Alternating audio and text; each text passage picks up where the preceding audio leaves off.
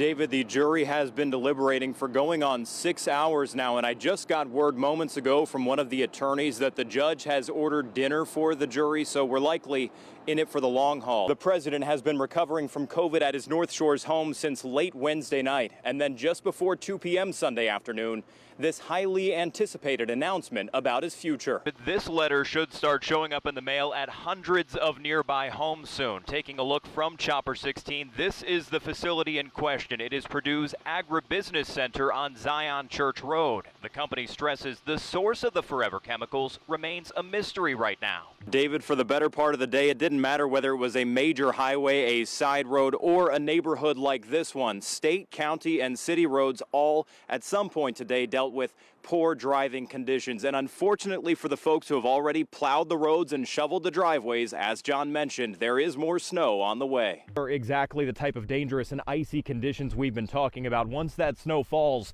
it ices over, creating very treacherous conditions. Well, Steve, the campaign signs are posted outside of polling locations like this one and really all across the state. With so many messages to be heard, voters have a lot to consider. Steve, this sign over my shoulder says, "Do not contribute to solicitors," but that's not stopping people from standing in this median and asking for money. But some lawmakers are hoping this new bill would change that.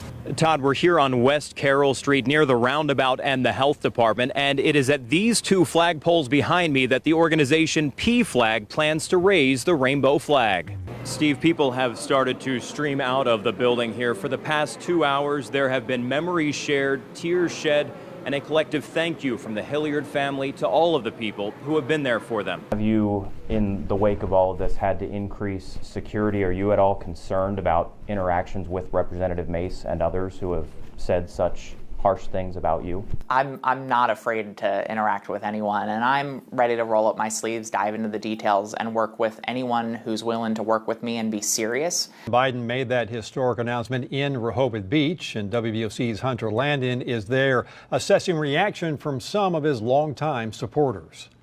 The president has been recovering from COVID at his North Shores home since late Wednesday night, and then just before 2 p.m. Sunday afternoon, this highly anticipated announcement about his future.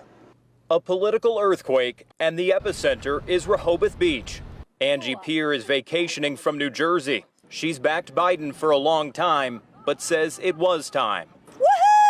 I was very happy to hear it, because as much as I admire President Biden, think he's done a good job and stuff, he's done his service, time to step down.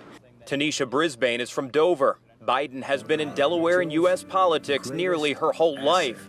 Brisbane thinks the president made the right decision, but is sad to see him go. I was very sad to hear. I hope that he is feeling better from the COVID. And yeah, it's devastating to the Democratic Party that he is dropping out of the race. Peer says America's summer capital was the right place for Biden to make such a monumental decision. And I'm glad that, he's here at Rehoboth and was able to think it through, because it's a wonderful place, and that's why he's here. I'm glad his family was with him too, because it's a pretty big decision. While Brisbane says Biden's brisk endorsement of his running mate, Vice President Kamala Harris, was the right move. As well as a female African American, I think it would be so super duper exciting and interesting, saying to bring that to the White House. So I'm all for it. A seismic shift in American politics announced right here on Delmarva.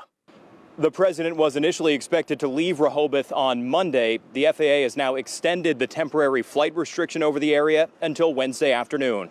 In Rehoboth Beach, Hunter Landon, WBOC News, Delmarva's news leader. WBOC's Hunter Landon is live in Chopper 16 over that facility tonight. Hunter, Purdue has sent out a letter to homes in that area.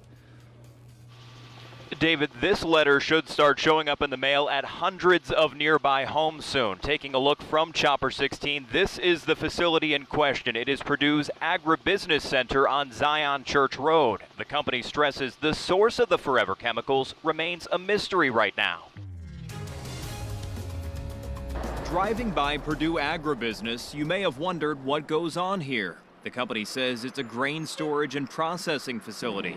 Purdue says the Maryland Department of the Environment tested the groundwater there, revealing elevated levels of PFAS, or per- and polyfluoroalkyl substances. They break down slowly and have been linked to cancer.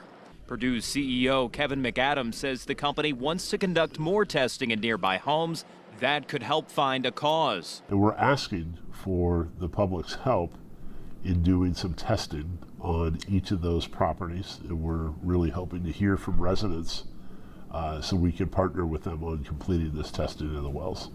Purdue and state officials identified an area containing about 550 homes running along Zion Church Road, Zion Road, Parker Road, and Old Ocean City Road. We knocked on several doors in the area of concern. Jane Garrison has not received her letter in the mail yet. I'm just finding this out now. Being that we're all on a well, I'm very worried about it, and I hope they move forward and test us all. Purdue's Vice President of Environmental Sustainability, Drew Getty, says the property has been in the company's hands since the 1960s. Prior to that, it was woods and farmland. So we're in need of additional data points. So the reason to reach out to homeowners and request that we be able to test their well is to provide more data points. A forever chemical mystery now causing concern for Wicomico County neighbors. And we're back now in Chopper 16. Purdue says water quality testing for nearby homes is at the request of the Maryland Department of the Environment. Now, if you live outside of the affected area, Purdue stresses the contaminated water was not used in the production of any of its products. Live in Chopper 16 over Wicomico County tonight, Hunter Landon, WBOC News, Delmarva's news leader.